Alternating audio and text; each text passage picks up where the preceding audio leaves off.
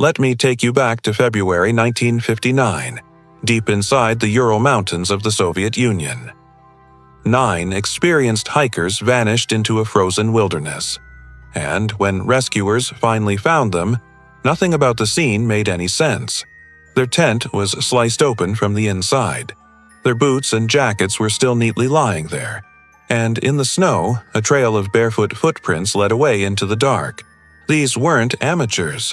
Igor Dyatlov, the leader, was a seasoned trekker. The rest were engineering students and certified hikers. They had trained for this. They had the right gear, kept diaries, and made detailed plans. But something happened that night. Something so sudden and terrifying that it drove them out into -30-degree weather without even their shoes. Search teams expected to find an avalanche site, or maybe signs of an attack. But when they reached the slope of Kholat Shyakol, the mountain later named Dyatlov Pass, there was nothing. No signs of a snow collapse, no animal tracks, no footprints of outsiders, just the silent, empty tent, half buried in snow. Then they started finding the bodies. First, 2 near the tree line. Then 3 more scattered on the hillside. And 2 months later, the last 4 were discovered in a ravine, buried under feet of snow. Some were half-dressed. Some had crushed ribs and fractured skulls. 1 was missing her tongue. 2 had traces of strange radiation on their clothes. The Soviet authorities shut the case down fast. No killer, no accident. Just one chilling conclusion. They died due to an unknown compelling force. And with that, the conspiracy theories exploded. Was it a military weapons test gone wrong? A government cover-up? A hidden indigenous tribe? A UFO? Or something that science still can't explain? To understand this mystery, we have to go back to where it all began. Before the silence, before the panic, we start with the 9 hikers themselves. Before the mystery, there were faces and dreams. These weren't just names on a case file. They were some of the most skilled young mountaineers of their time. At the center was Igor Dyatlov, 23 years old. Smart, disciplined, and always prepared. People trusted him with their lives. Then there was Zina Kolmogorova, strong-willed and fearless. Friends said she never backed down from a challenge. Yuri Doroshenko was known for his raw strength. He once chased off a bear with just a stick. Lyudmila Dubinina, only 20, was tough and outspoken. During a previous hike, she was accidentally shot in the leg but still finished the trek.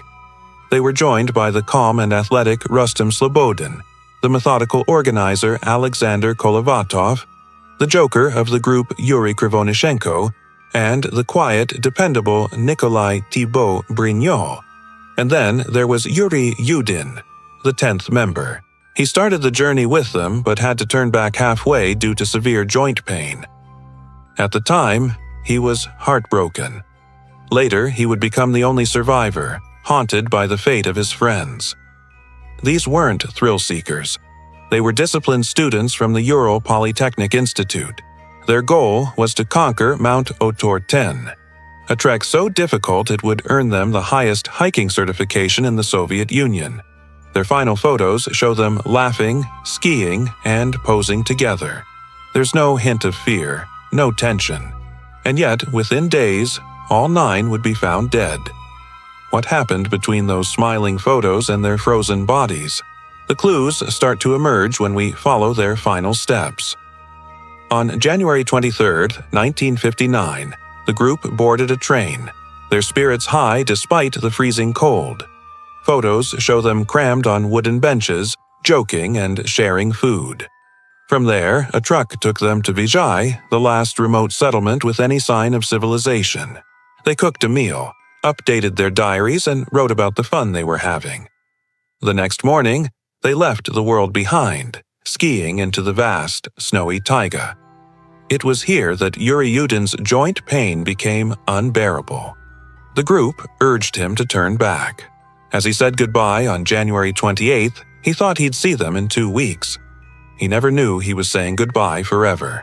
The remaining 9 pushed deeper. The wind grew violent, covering their tracks. On February 1st, they began ascending a slope the local Mansi people called Kholat Siako, or Mountain of the Dead. A brutal storm pushed them off course. In a strange decision, instead of descending to the safety of the tree line, they pitched their tent right on the exposed windy slope. Maybe they were exhausted. Maybe they didn't want to lose elevation. Their final diary entries still sounded hopeful. They cooked a meal, wrote a few notes. No one mentioned fear. No one mentioned danger. And then, silence. The next time anyone would see them, it would be weeks later, scattered and broken in the snow. At first, no one panicked. The Dyatlov group was supposed to send a telegraph by February 12th, but in the brutal Soviet winters, delays were normal. When days turned into a week with no word, their families grew frantic. Finally, on February 20th, the pressure mounted and a massive search was launched. Students, volunteers, and even the Soviet military, with helicopters and search dogs, converged on the Ural Mountains. On February 26th, they found it, the hiker's tent on the slope of Kholat Siako, a mountain whose name hauntingly translates to Dead Mountain. The tent was still standing, partially buried in snow, but what they saw sent a chill down their spines. It had been slashed open from the inside. Inside, everything was left behind. Boots, warm jackets, cameras, and even food laid out for a meal that was never finished. It was as if 9 experienced hikers had been so terrified that they cut their way out and ran into a blizzard, some of them barefoot. But what could possibly scare them that much? From the tent, a single line of footprints led downhill toward the forest nearly a kilometer away. The tracks weren't scattered in a panic. They were orderly. Some were barefoot, some in socks, some with only a single shoe. It was a slow, deliberate march into the freezing darkness. And that's where the searchers found the first 2 bodies. Under a giant cedar tree lay Yuri Doroshenko and Yuri Krivonishenko, stripped down to their underwear. The branches high above them were broken, as if someone had desperately tried to climb the tree, perhaps to escape something, or to see something. The remnants of a small fire were nearby, but it hadn't been enough to save them. About 300 meters away, 3 more bodies were discovered: Igor Dyatlov, Zina Kolmogorova, and Rustem Slobodin. They were found positioned as if they were crawling back toward the tent, their frozen forms a testament to a desperate, failed attempt to get back to safety. But 4 members were still missing. There were no tracks, no clues. The forest had swallowed them whole. The rescue team came seeking answers but found only the beginning of a chilling mystery. For months, the search continued for the remaining 4 hikers. The brutal winter landscape held its secrets tight. Then, in May, as the snow began to melt, a discovery was made in a ravine, about 75 meters deeper into the woods. There, buried under layers of snow and ice, they found them: Lyudmila Dubinina, Semyon Zolotaryov, Alexander Kolevatov, and Nikolai Thibault Brignol. These 4 were more clothed than the others, some even wearing items taken from their fallen friends. This painted a grim picture of survival.